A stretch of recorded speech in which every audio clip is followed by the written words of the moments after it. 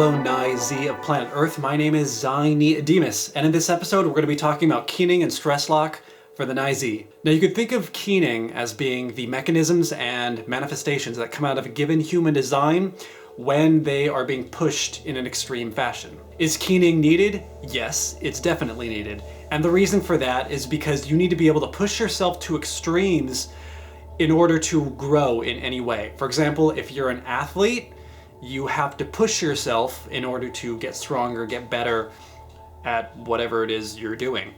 If you're studying, you need to be able to push yourself further than you have before, further than you knew that you can go. So there needs to be an ability to push yourself like this and to know what it feels like when you're pushing yourself to your limit.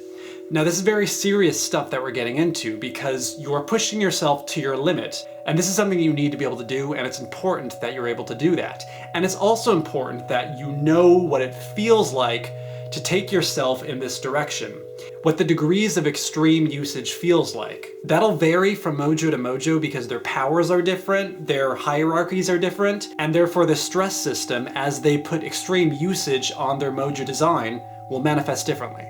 In this context, it's important to use the word extreme momentum and modulation, because there are two things that can cause keening. If your powers are going excessively and you don't channel them down your peak pathway, you just keep having them revving up, but you don't have the engine going somewhere, you can push the system too far, which may not exactly be a bad thing. When you push the system, then there's going to be a shaking and shuddering as the psyche goes into maximum capacity. This is essentially how your ship shudders and shakes as it deals with extreme modulation or momentum. Extreme momentum is like your engines are revving really, really hard. You know, like if you just have a car in like low gears and then you're just gassing it on low gears, something like that, and it starts to get near the red line. Well, this is extreme keening.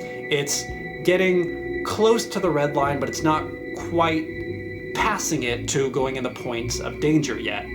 Extreme modulation would be like you're hitting the brakes on a car and your car is shaking as it's doing some really extreme curve, and you're attempting to hold that curve and not slide off the road. So in this case, brakes and suspension is what's keeping you from going off the rails. But of course, if you keep taking the engine into the red zone, you can take it past the red zone and then things will start breaking down. And then with brakes and suspension, you should be holding that cornering, and then if you can't hold anymore, then you also begin to lose control. So keening is the point at which you're in danger of losing control. Doesn't mean you've lost control, it just means you're starting to get to that point where you're losing control. And this happens in degrees. So there's a feeling of a loss of control coming to the point where you're going to start taking energetic penalties, kind of like in an RPG. Penalties for taking stress, either modulation stress or momentum stress. Now, extreme momentum is not necessarily a bad thing, it's just intense. But then you have over momentum, which implies there's too much. Then with modulation, you're going to have extreme modulation, which is okay as long as it doesn't go into overmodulation.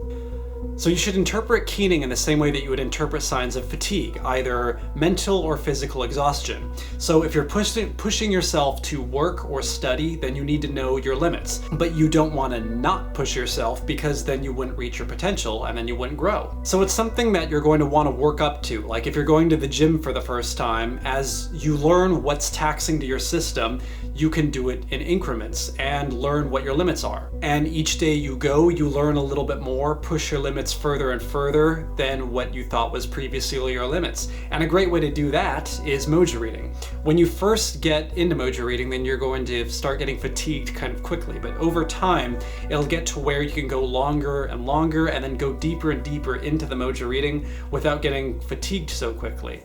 But to do that, then you actually have to read to fatigue and then recover from it. So it's good to think of this like a workout regimen where you want to train, but you don't want to overtrain. And you also don't want to undertrain. And if you come at it this way, then you should be good to go. So increasing your maximum output more and more until you get to the point where increasing your regiment more will be too strenuous on you. Your first power is Nai, which is of course your major momentum. And so when you're doing things like visioning and speculating, then you're going to naturally build momentum, which is great because That's how you charge up your peak pathway. But that momentum is a building up of energy that actually needs to be channeled correctly further down your peak pathway. So the first degree of keening for Nai is truth, vision, vessel. This is where you open yourself up to the truth to a point where you are basically becoming the vessel of truth. You are becoming it. And this is cool.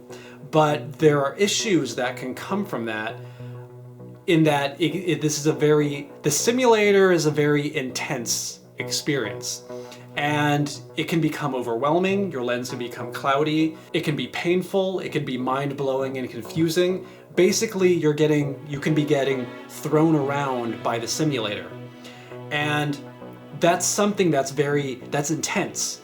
And that kind of intense simulation is sometimes necessary.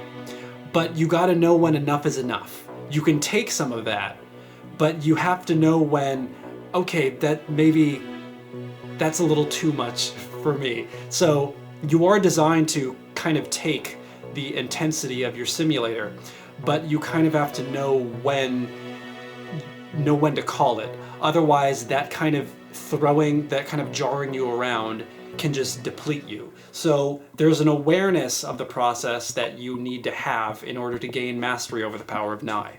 The second degree of keening for Nai is vision casting. And you can think of this as basically like flexing your speculation muscle out really far. You know, like, you can kind of think of that as like challenging or competitive speculating, who can detach the farthest and get the greatest angle. And so the upside to this is that a lot of Nai Alpha totally break records and out-speculate all other people, which is really cool. There could be a downside to this though. If not channeled correctly, then there could be missed meaning or seeing false blips on the radar screen, seeing kind of false meaning in something, false speculating, false positives that cause you to take false trajectories. This is very deep diving and deep reaching, so you kind of really need to know what you're doing when going into this. The third degree of keening for Nai is visionary ego. It takes a lot of ego to be the enactor of previously unseen truth. That's a very necessary thing. There needs to be enough ego to be able to say that you saw what you saw. When you're doing visionary stuff, then one of the biggest obstacles you face is doubting yourself. And on the other side of this, outward, the ego of it needs to be said. And so you should be the one saying it because you are the one who saw it. The fact that you saw it is the requirement of being able to speak about it. However, this can go overboard when it's no longer about the truth and more about you kind of just going on an ego trip. So the ego is supposed to be there to support the truth. And if it's not serving the truth, then it's not serving its correct purpose. Your next power is Z, which is also a momentum power. So when you're doing things like organizing, strategizing, articulating, then you're naturally going to be building up momentum. But once again, this momentum energy is an energy that needs to be channeled correctly down your peak pathway. The first degree of keening for Z is keeping score. Keeping score is something that's necessary to do in order to, for example, train hard, keep track of where you are, keep track of where you need to be, and progress, get better, improve. So scorekeeping is something that can be done internally while kind of just looking at yourself, but it can also be done externally when you're kind of keeping score of what other people are doing. And that's something that can be very strong and very heroic when you keep score of where your friends are at, or if you're running a company or something, how much your company is outputting, or their productivity or something like that. And if you're aware of these things, then it's a very kind of insightful position to be, because you know where you need to work on, you know where you kind of stand in the system. Now, keeping score is inherently kind of can be a harsh and critical thing, because you're going down to just pure numbers, how much a person is contributing, kind of how much what something or someone is worth in pure Zez terms. And so there's certain humanistic consideration that needs to be met, but it's also how you make sure that you and other people are staying strong and doing the right things. The second degree of keening for Z is giving out scores. So once you actually have a score, then there comes a point where you actually need to give it. For example, like to yourself. If you have to declare that you are good at something. And this is not necessarily something that's egotistical. For example, when you need to give out your credentials. I'm so-and-so and I know what I'm talking about because I have such and such, I've done such and such, I have so many wins under my belt. And that's something you need to be able to actually explain to people. This also relates to other people when you have to give other people scores. For example, when you have to tell them that here's how the game works and here is where you are, here's where you rank in the game. And this can be kind of a negative thing when the Z is giving out scores that are either incorrect, maybe because it's not coming at this from a good place, or if it's completely just steamrolling any kind of humanistic considerations, then, it could give out scores that are either just plain incorrect, inappropriate, or are not just coming from a good place, and may not serve any positive purpose. So giving out scores, that is something that is supposed to actually be a positive producing thing. And if it's not giving that result, then that's an excessive amount of keening. That's Stresslock. The third degree of keening for Z is taking drastic action. And this is when you're making decisions that affect the game in dramatic ways. For example, like let's say if a person needs to stay or if they have to go, and you need to decide that. Or how important it is that if a person needs to get an A versus a B. Or if a person is having a question of whether something they did does or does not count, if it's valid or invalid. And this is not just determining something's score, but you're determining something's fate, what actually happens to it. And so this is dramatic decision making based on the logic of something. So at this point, it's an extreme changing of the game, which is totally necessary. But you have to make sure you're doing it from the right headspace. If you're doing it from the right headspace, then it's just keening. And you have to do a dramatic move now that's going to change the game because it was untenable. So you can get out of untenable situations by calling shots like this. And that's a lot of responsibility, but it needs to happen. When it's not done for the right reasons, then it can be seen as railroading people or ramrodding them, or even beating up on yourself and pushing yourself too hard. That's in a situation when it's not good for you. That's Stresslock. But it's naturally keening, and that's generally a good and heroic thing, if done correctly. Your next power is Zhai. So we're getting into modulation powers now.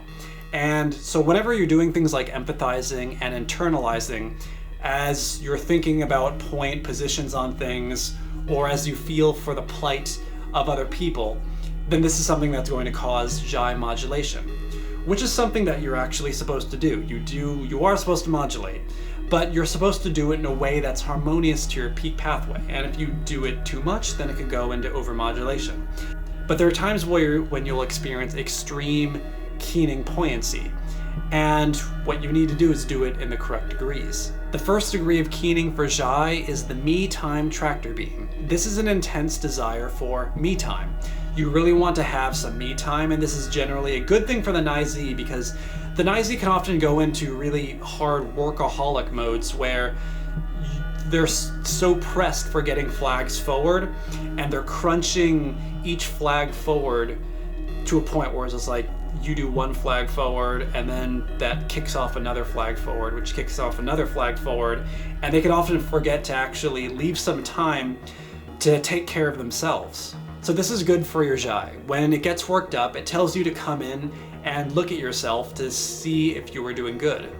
So this is like a magnetic pull inward, and it will literally pull you away from other things that may have attachments over you, which is generally a good thing. This becomes problematic if it's not controlled and the energy is not processed. You could stay inside too long and it can become depressing, and you can also become very sensitive to people interacting with you. The second degree of keening for Zhai is wildness. Now this is a good thing, the Zhai wildness, because it doesn't let you become controlled, which is a good thing when you shouldn't be controlled, which is always a good thing for the Nai Alpha. For example, if the world is trying to incorrectly modulate you, then you may have to keep up to a keening degree of zhai. That means getting into a wild state, which is necessary to kick up the zhai into the next level. Obviously, you have to watch out for that you're not doing collateral damage to yourself and others, and that you're something that you're not going to regret later. The third degree of keening for zhai is purging. Purging is an intense desire to make oneself clean, pure, untainted, things like that you'll do anything for. The upside to this is that you will exert yourself greatly and you'll remove yourself from things that maybe had a hold on you, but your will to purify yourself removes that hold over you. So this is a very strong and heroic power, but it's the third degree of keening because of its profound intensity. So the issue is, if this is not done correctly, is you could do purging at the wrong time. If you misunderstand something, or if you're not purging from a good place, you can purge either internally or in your environment to be pure, but it's not actually being pure, it's just doing a lot of damage that you're going to regret later. So you have to make sure that you're doing the purging from a good place. Then your fourth power is V, which is your major modulation. So when you're doing things like visceral experience, environment scanning, then this is going to be modulation for you, which of course needs to be done correctly so it doesn't go into overmodulation or stress lock. The first degree of keening for V is hyper mode. This is hyper attention. You can kind of think of this as being like hyper mindful of your surroundings. And this can be a good thing, but it can burn you out fast. So this is a very primitive perspective, bullet time, hyper fixation to attention and detail, which kind of revs up the V to very intense energies.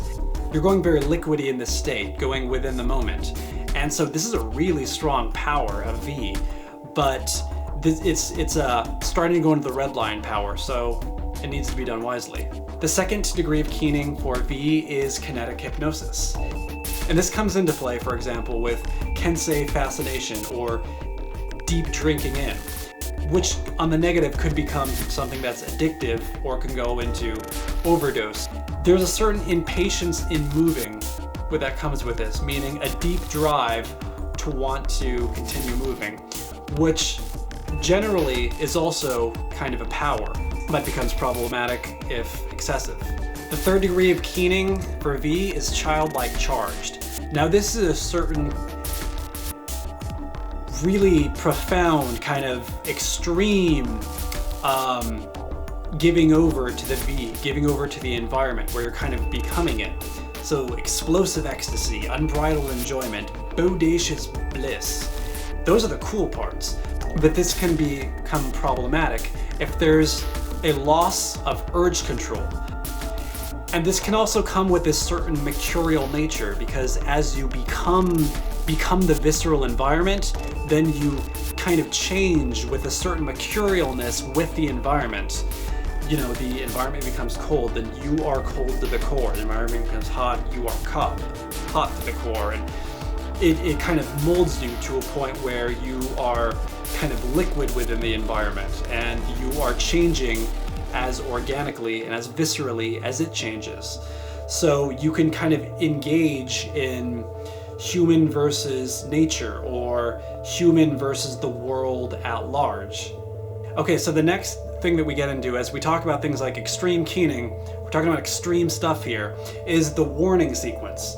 And the warning sequence is basically how the psyche notifies you that there might be some issues. So basically, the warning sequence goes with your momentum powers down, starting with your top powers kind of sending out warning signals, and if those are not listened to, then it goes down the hierarchy with them also giving warnings. So this is naturally going to start with your Nai, and if things are not handled as your Nai warns you, then it next will fall onto your Z. If things are still not handled by then it'll fall upon your Zhai. If you have not handled it by Zhai, then it will go to your V to kind of take over. If you're under too much stress at this point and you're just, getting hit by constant attack and you just can't take anymore, your psyche has a way of shutting itself down. And the shutting down happens in a certain sequence. And that sequence is actually in the opposite order of the warning sequence. So it's actually by lower powers shutting down first and then going up the hierarchy. So this would start with your V shutting down first, then your Zhi, then your Z, and your Ni, your source power, is your source power is the one that's always going for you. So it's the first to warn and also the last to shut down, the last to check out. A term you'll hear us use a lot is fetishing. And fetishing has to do with taking very intense amounts of energies and using that efficiently. So this has a lot to do with your modulation powers. In the case of a Ni, Z, Zhi, and V. When we talk about fetishing with Zhi and V, then we're talking about doing certain aspects of Zhi and V in such a way that's very easy for your peak pathway. So we're talking about kind of pipelining momentum energy into Zhi and V in such a way where when you do it, it's easy on your system and you don't really risk going into overmodulation with it. So fetishing gets into kind of specialized uses of your modulation power.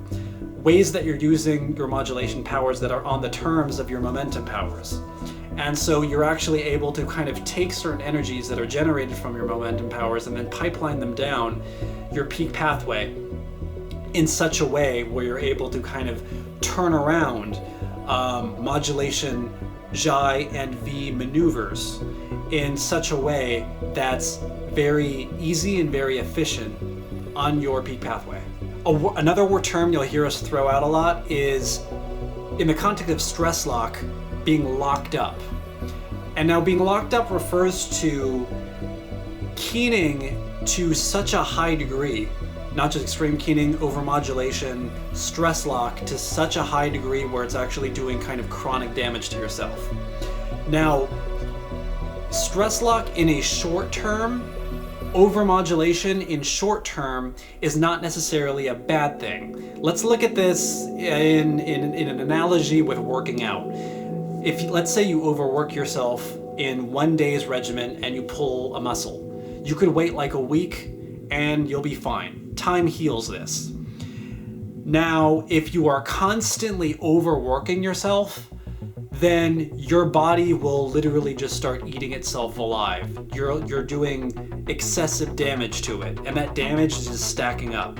Or if you're overworking yourself with in such a way that your body isn't really meant to handle, or you're not doing it with the kind of correct posturing, then your body will have to start compensating by basically warping itself. And when it does that, then it'll take on a posture that's not good for you, a warped posture. Now let's go back to actually thinking about this psychically with your pod powers. If you do overmodulation, if you go into Stresslock chronically, then it'll kind of get to a point where your peak pathway warps itself to a point where time is no longer kind of healing it, where you actually need to take measures to rehabilitate yourself. You need to go through chiropractics to actually put your peak pathway back into proper alignment. What are those chiropractics and rehabilitation that you need to take? Well, you need to restart your peak pathway. The principle behind how one goes about restarting their peak pathway is you need to immerse yourself in correct math. This can include things like mojo reading, temples, so being around mojos that are similar to you, like other Ni-Z, other close social alchemy groupings, your inspirational, the Ni-Zi, stimulating your powers with media that stimulates your momentum powers, doing all the kinds of things you can to just completely boot up your peak pathway through, stimulation of your momentum powers, getting them going in comfortable settings that are very conducive to your peak pathway. So it's the immersion that does the rehabilitation. Know yourself, grow yourself, save the world.